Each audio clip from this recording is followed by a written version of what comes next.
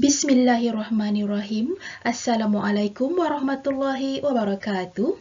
Hi class, how are you today? Today is Monday, 17 May 2021. Our subject for today is Bahasa Inggeris and we will learn about nature. Are you ready? Very good. So class, you have to repeat after me.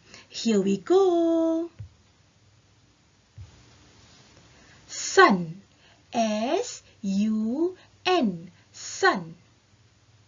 S-U-N. Sun. Matahari. Next. Moon. M-O-O-N. Moon. M-O-O-N. Moon. Bulan. Rainbow. R-A-I-N-B-O-W.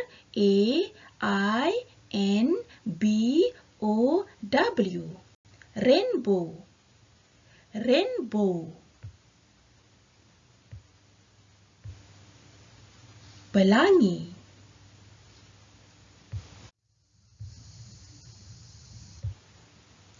Cloud. C-L-O-U-D. Cloud. C-L-O-U-D. Cloud. Awan. Rain. R-A-I-N. Rain. R-A-I-N. Rain. Hujan.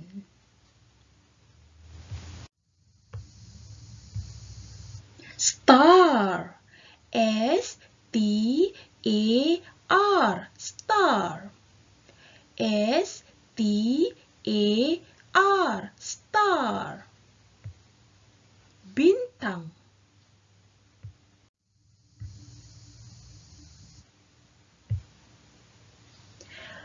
Okay, for today's task, you have to read and spell the word nature. Before that, you have to open your BI module, page 1.